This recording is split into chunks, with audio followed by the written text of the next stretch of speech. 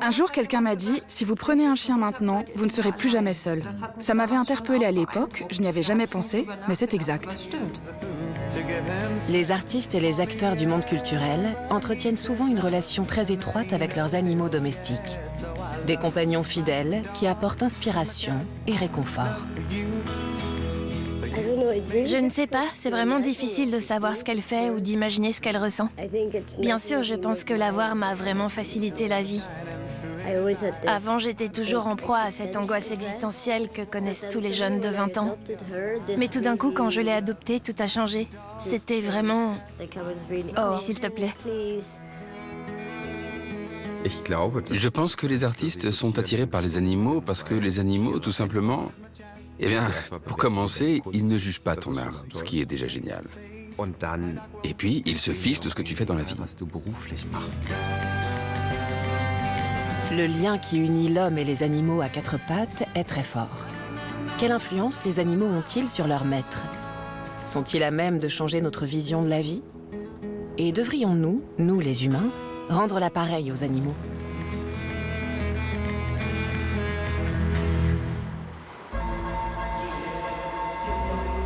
« 9 h du matin, quelque part dans le Westerwald. Pour la chienne Alva, une nouvelle journée de travail commence.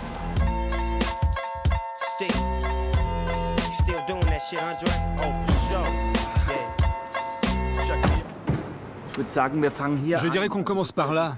On s'installe là? Pour moi, d'abord ici, pour que les nuages de fumée montent bien haut pour envahir toute la pièce. Je trouve ce coin incroyable, c'est dingue. Les maîtres d'Alva, ce sont Daniel et Geo Fuchs. Reconnus depuis les années 90, couple d'artistes photographes de renommée internationale, ils forment en réalité un trio depuis près de 12 ans. Bon, on va faire un cercle de feu ici, et on lancera des fumigènes depuis là-bas. Et vous devrez les allumer et sortir du cadre. Voilà le plan. Allez, viens ici, mon chéri. Tu viendras dans le sac tout à l'heure. Le couple travaille sur une nouvelle série de photos utilisant des effets pyrotechniques. Pour Alva, c'est la routine.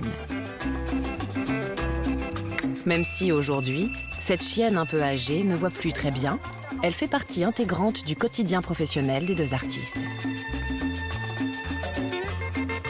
Notre relation, c'est 24 sur 24, 7 sur 7. On ne se sépare jamais. Et notre petite Alva est donc toujours avec nous, quoi qu'on fasse. Que ce soit pour des vernissages, le montage d'expositions, des projets, ça peut être un peu dangereux pour elle ici avec les fumigènes. On fait toujours très attention, mais elle est toujours avec nous. Le moment est enfin venu.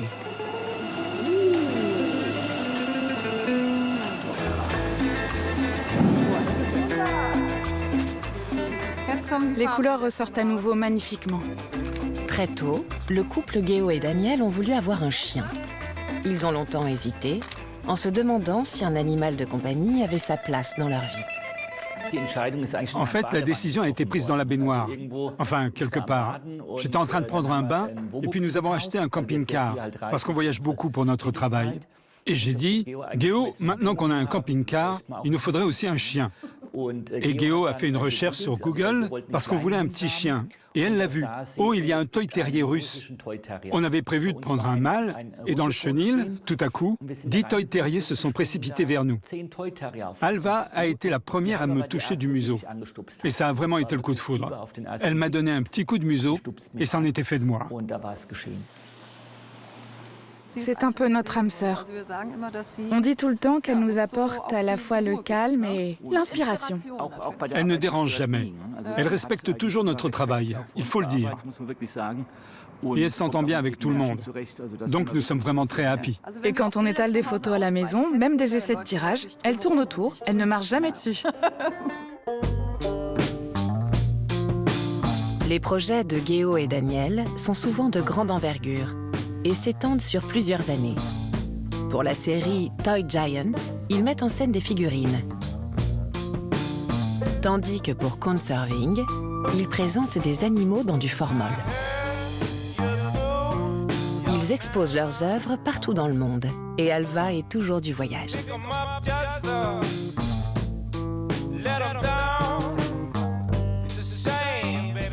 Je n'ai jamais considéré Alva comme un animal de compagnie. Alva est une compagne de vie. Quand je marche avec elle dans les bras, je me sens plus en sécurité, moins vulnérable. Il y a des gens qui ont besoin d'une cigarette pour se sentir en sécurité, et pour moi, c'est Alva.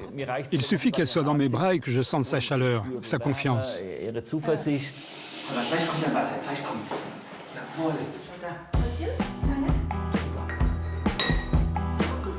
Avec un tel parrainage, Alva était devenue un motif artistique en tant que tel, avant même d'emménager chez Daniel et Geo.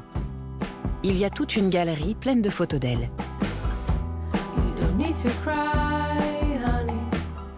Quand nous sommes allés chercher Alva chez l'éleveuse, il nous a fallu attendre encore quelques semaines. Nous avions en même temps une grande exposition à Berlin, ce qui a retardé un peu les choses. C'est comme ça que l'idée s'est mise à germer, pour patienter pendant cette période. Et aussi parce que nous avions déjà publié des messages partout. Tout le monde savait que nous allions bientôt avoir une chienne et nous avions déjà posté des photos de Alva quand elle était bébé.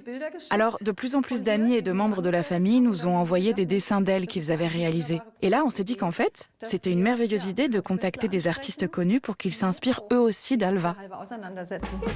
Anton Corbijn photographie donc Alva près de la colonne de la Victoire à Berlin. Il y a 30 œuvres de ce type. C'est le fameux projet Alva.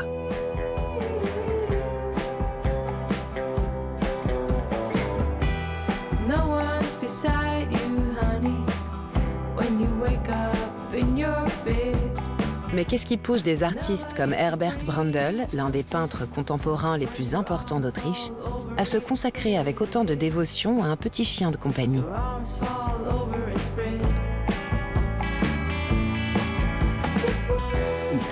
Des liens se créent. Par exemple, Anton Corbijn, on savait qu'il avait lui-même un petit chien et qu'il adorait les chiens par-dessus tout. En général, ce sont donc des artistes qui ont eux-mêmes une grande affinité avec les animaux. Ce qui est bien, c'est que lorsque nous sommes en studio, Alva ressent aussi les énergies. Elle sait qui parmi nous va la peindre. Elle sait exactement qui est l'assistant et qui est l'artiste. Et cela lui plaît. Et nous ne le ferions pas si elle n'y prenait pas plaisir. When I was a lad, an old ship was a cub over hills and meadows we'd stray. C'était déjà un peu comme ça autrefois. Picasso, par exemple, était un grand amateur de teckels. Il en avait un dans son atelier. Et puis il y a Matisse avec ses pigeons. Il y a ceux qui ne jurent que par les chats, comme Lagerfeld, qui avait lui aussi sa muse, Choupette.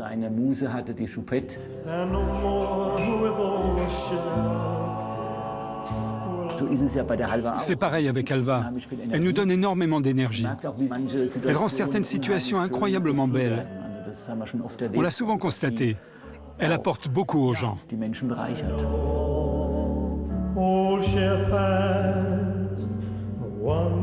Que recherchons-nous dans notre rapport avec nos animaux? De la compagnie? De l'amitié? Quelqu'un dont on puisse prendre soin? La cinéaste Marthe Peters explore et interroge justement cette relation entre elle et son animal de compagnie. Elle m'apporte un sentiment de calme. Elle adore s'allonger au soleil et laisser les rayons caresser toutes les parties de son corps.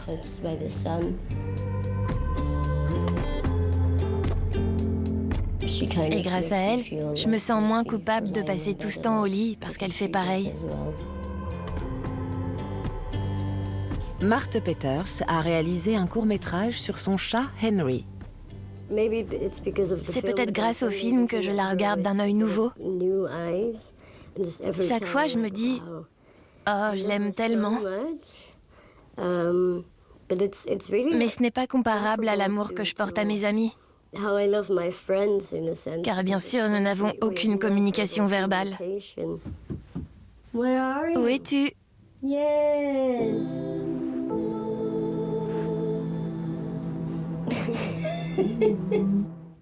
Henry is a girl who likes to sleep a été très applaudie à la Berlinale 2026.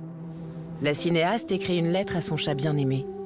Elle est à la recherche de quelque chose de doux où se blottir, une fourrure qui sert de refuge quand le monde devient trop bruyant. Tu es mignon, beau et délicat. Je t'aime. J'adore ce que je suis quand je suis avec toi. Nous deux, nos petites têtes, notre envie constante de dormir, ou du moins de passer la vie allongée.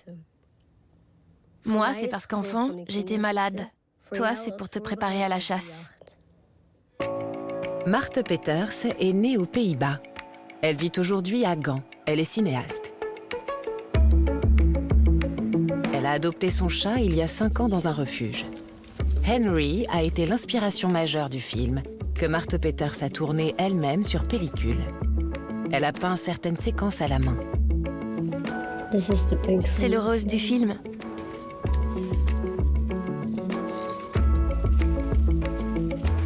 Il y a le sentiment d'un privilège, le fait d'avoir l'argent et l'espace nécessaire pour faire des choses. Mais je pense vraiment que le sens du jeu est extrêmement important quand on parle d'art. Son film est autobiographique. Il se déroule dans un petit espace intérieur où les corps aspirent constamment au repos. Marthe Peters explore l'univers du chat. Elle le suit entre les points d'eau et les draps et assemble ses scènes plutôt comme un collage. Ainsi, elle remet en question le rapport de force entre l'animal et son propriétaire. Walter, Thomas, Otto, Oscar ou Frank, ce sont d'autres chats. Des amis pour ma minette. Mais le secret, c'est que ce sont des prétextes pour leur donner des noms de vieilles personnes. Il y a une envie de collectionner, qui reflète un amour de la possession plus que l'amour en tant que tel. C'est en réfléchissant à son amour pour Henry que Marthe Peters a commencé ce film.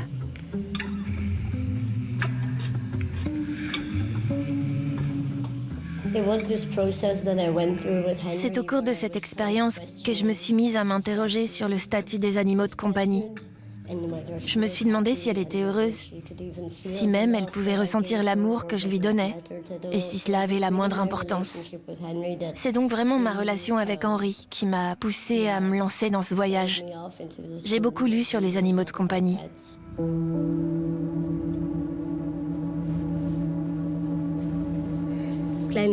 La petite taille, c'est mignon, mais il faut comprendre ce que ça veut dire. Moi aussi, je suis petite, donc je le comprends, et les autres aussi. Pour le film, je me suis beaucoup inspirée de notre vie quotidienne ensemble, de sa vie, ainsi que de son aspect physique, sa fourrure blanche et ses taches. Je l'appelle toujours affectueusement Petite Vache.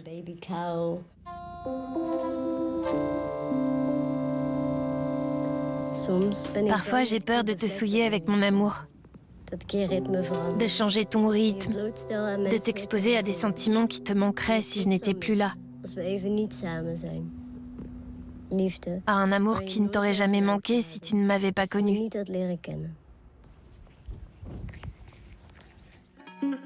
Marthe Peters ne croit pas à l'âme sœur. Elle est plutôt critique vis-à-vis de cette idée. Âme sœur, c'est comme forcer les animaux à devenir de la nourriture pour animaux. C'est du consumérisme dans un certain sens.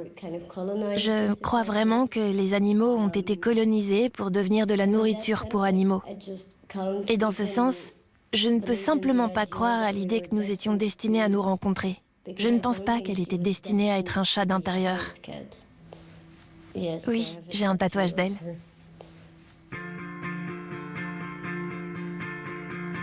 Le film de Marthe Peters est ludique et poétique.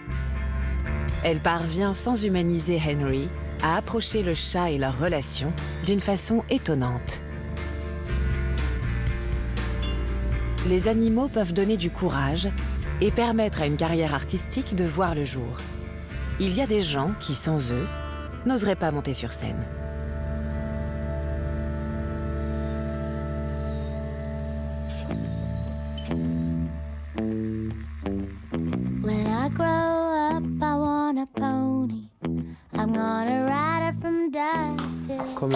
Allez, viens, Monica.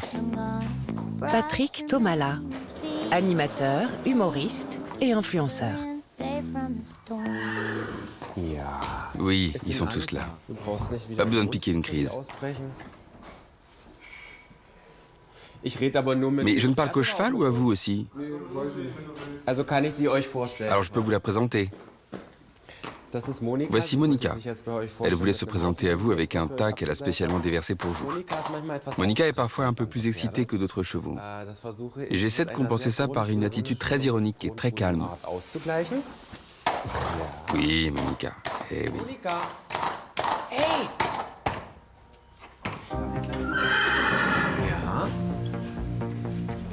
Et je crois qu'Internet trouve ça très amusant aussi, n'est-ce pas?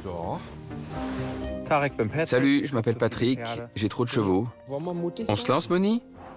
Ou bien on rentre à la maison? Oh, pour ça, il y a des ronces ici. Moni, s'il te plaît, ne va pas dans les ronces. T'es obligé d'aller si vite? J'ai déjà pris une branche en pleine figure. Un arc-en-ciel, regarde. Et en plus, je suis homosexuel. Une vie consacrée aux chevaux. Dans sa région natale, la Saxe-Anhalt, Patrick Tomala a réalisé son rêve, posséder son propre centre équestre. Les chevaux accompagnent cet homme de 35 ans depuis son enfance. Ils ont été pour lui un refuge et un soutien, surtout à l'adolescence. Dès la puberté, j'ai senti que les chevaux étaient mes âmes sœurs. C'est à l'adolescence, quand on découvre ses propres goûts, son propre corps, et qu'on se rend compte qu'on n'est peut-être pas tout à fait conforme à ce qui se passe autour de soi, que j'ai vécu les premières situations dont je me souviens aujourd'hui encore. J'allais auprès du cheval quand j'avais des problèmes, puis je m'accrochais à son immense encolure et j'essayais d'oublier le quotidien. Ces chevaux lui donnent la sérénité nécessaire pour affronter les opinions des autres. Bon, quand tu allais à l'école avec des mèches blondes parce que ça te faisait envie, c'était bien sûr un sujet de discussion parmi les garçons. Mais mon cheval s'en fichait. Et je crois que c'est surtout là que j'ai pu me rassurer. Parce que là, j'étais tout simplement moi-même. Aujourd'hui, il s'exhibe en cow-boy flamboyant sur haut talon. Un demi-million de personnes regardent ses vidéos sur les réseaux sociaux. Il écrit ses propres chansons et anime un podcast.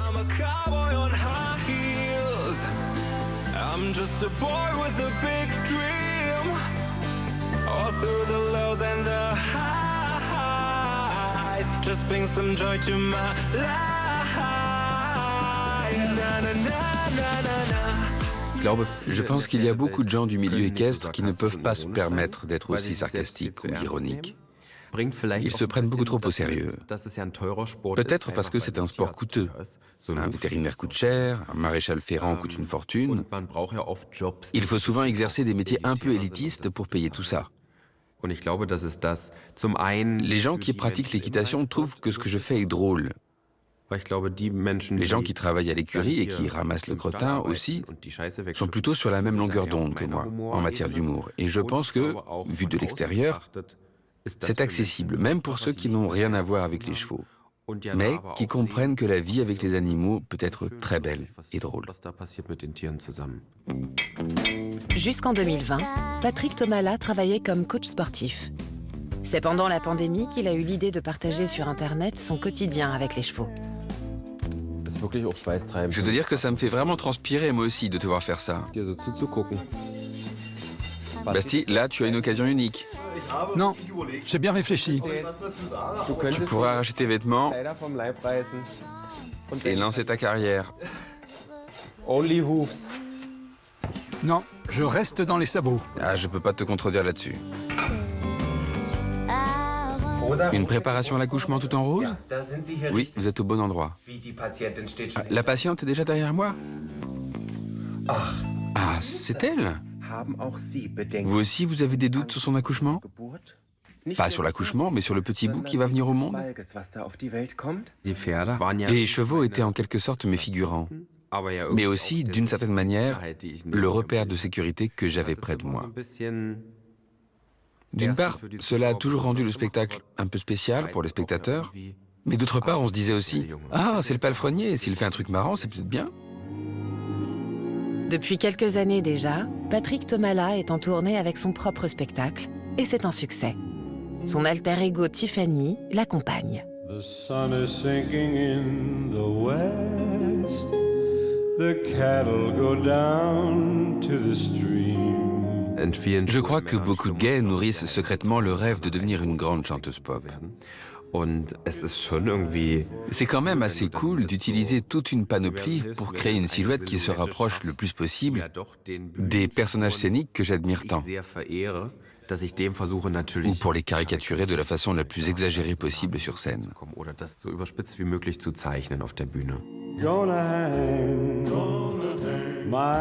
Il est probablement le premier et le seul influenceur équestre en drague. La question, c'est dans quelle mesure les chevaux ont-ils contribué à ce que Tiffany arrive sur scène? Je ne pense pas que ce soit les chevaux qui aient suscité le personnage de Tiffany. Les chevaux ont plutôt contribué à ce que je puisse aujourd'hui parler comme ça me vient. Mais je crois que Tiffany représente tout de même une sorte d'armure de chevalier que je dois parfois enfiler pour me dévoiler encore davantage.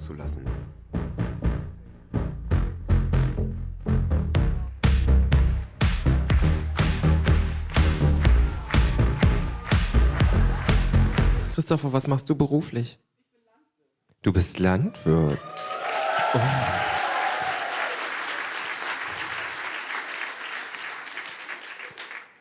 Willst du mal bei mir durchpflügen?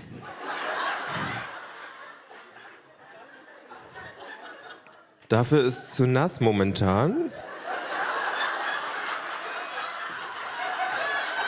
C'est bien que Tiffany ait trouvé son public grâce aux chevaux, parce que c'est bien ce que je constate. Mais je ne pense pas que le personnage de Tiffany ait tellement à voir avec les chevaux. Non. Je pense plutôt que lorsque Tiffany n'aura plus besoin d'être là, les chevaux auront rempli leur mission. Les animaux de compagnie sont une source d'inspiration, des partenaires, des comparses. Certaines œuvres n'auraient pas pu voir le jour sans eux. Mais que se passe-t-il lorsque l'art n'est pas créé avec eux, mais pour eux? En France, un musicien veut rendre leur dû aux animaux. C'est dans cette ferme située à Saint-Fargeau, à environ 2 heures de route de Paris, que nous allons voir le chanteur et guitariste Plume. Regarde le monde qui nous entoure, il nous joue des tours, et jour après jour. Bonjour, bienvenue à Saint-Fargeau. Merci beaucoup. Je courais toujours, sans ticket retour. À 29 ans, il envisage un concert d'un genre particulier. Le chanteur a le privilège de pouvoir choisir son public. Mais on ne lui déroulera pas le tapis rouge. Par contre, je sais pas où on va passer pour pas tomber dans la boue. Pendant les concerts, il peut se passer toutes sortes de choses. C'est ça qui est assez magique avec ce concept, c'est que je sais jamais ce qui va se passer. Et donc, voilà, il faut être prêt à tout. Et c'est un peu la beauté de ce truc-là.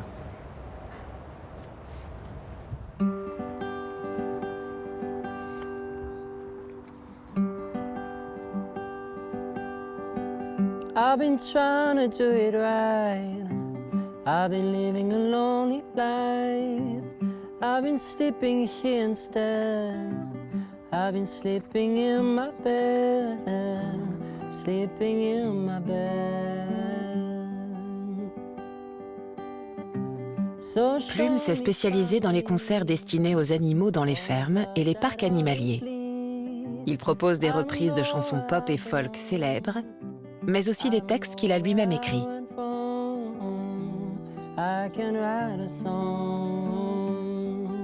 Le fait de chanter pour eux, ça me fait énormément de bien parce que je sens qu'il y a un partage et qu'il y a une connexion qui s'établit.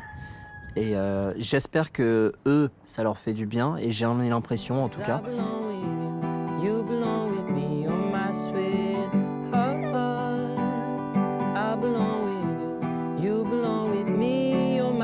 Les concerts de Plume n'attirent pas toujours autant de monde. Les animaux sont pas toujours réceptifs à ma musique et C'est un peu comme des êtres humains en fait. Je pense qu'il y en a certains qui ont envie d'aller voir un concert et d'autres qui préfèrent rester à la maison, entre guillemets. Et c'est très important pour moi de leur laisser le choix. Tout a commencé il y a près de 4 ans. Plume traversait alors une crise existentielle. C'est lors d'une visite à sa grand-mère à la campagne qu'il a finalement eu l'idée de chanter pour les animaux. Mon premier concert pour les vaches, c'est vrai que ça a complètement bouleversé ma vie. Parce que déjà ma perception des animaux a complètement changé. Je me souviens que j'ai découvert des êtres curieux, sensibles. Et le soir, en rentrant chez moi, ma famille avait préparé un plat avec de la viande et je pouvais tout simplement plus y toucher. Plume filme tous ses concerts et publie les vidéos sur Internet. Des millions de personnes likent les réactions des animaux à sa musique. J'aimerais transmettre à travers mes vidéos un message de paix et d'amour envers les animaux. À l'époque, je disais que les animaux n'ont pas de voix et que du coup, je pouvais être peut-être une des voix qui parle pour eux. Mais en fait, j'avais tort de dire ça parce que les animaux ont une voix. Et je pense que si on écoute, ils nous montrent clairement ce qu'ils ont envie ou pas de faire. Donc il suffit juste d'être un peu plus à l'écoute et d'être un peu plus sensible envers eux et on comprend tout de suite ce qu'il faut faire. Désormais, Plume est régulièrement invité par des parcs animaliers et des fermes, ce qui l'amène même à voyager à l'étranger. Il a déjà reçu des demandes venant de Nouvelle-Zélande pour un concert devant des lions. Je dirais pas que ça m'arrive d'avoir peur, mais ça m'arrive d'être intimidé parce que y a beaucoup d'animaux qui sont très imposants, surtout en taille. Et du coup, je me dis que si ces animaux décidaient de devenir agressifs et violents, ça pourrait très mal se dérouler pour moi. Mais heureusement, comme j'essaye d'être vraiment à l'écoute de ce qu'ils ressentent, on n'a jamais eu de problème pour l'instant. A priori, si on fait attention aux animaux, ils font attention à nous aussi. Avant de chanter pour les animaux, Plume se destinait à une carrière de musicien classique. Il a commencé le chant à l'âge de 3 ans, puis adolescent, il a fondé un groupe de rock et donné ses premiers concerts à Paris. Il préfère désormais chanter pour les animaux. Il n'avait jamais eu d'animal de compagnie.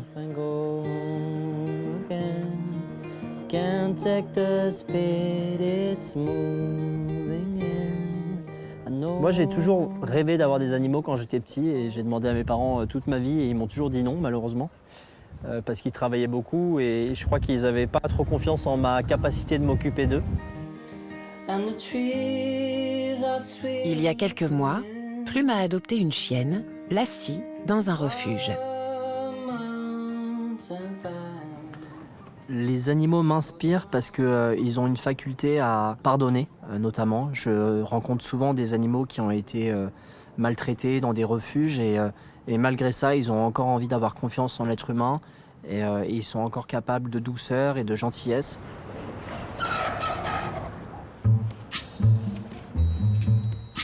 C'est peut-être ça que les animaux nous apportent en fin de compte. Ils nous montrent comment devenir meilleurs. When the night has come and the land is dark and the moon. Alors la prochaine fois que nous croiserons nos animaux de compagnie, pourquoi ne pas simplement leur dire merci? Sans eux, le monde serait bien plus morne. Just as long as you stand by me. So darling, Tu sais, Moni, dès que le caméraman est prêt, tu sors du cadre. Tu dois encore apprendre. C'est pas comme ça qu'on devient une star de cinéma.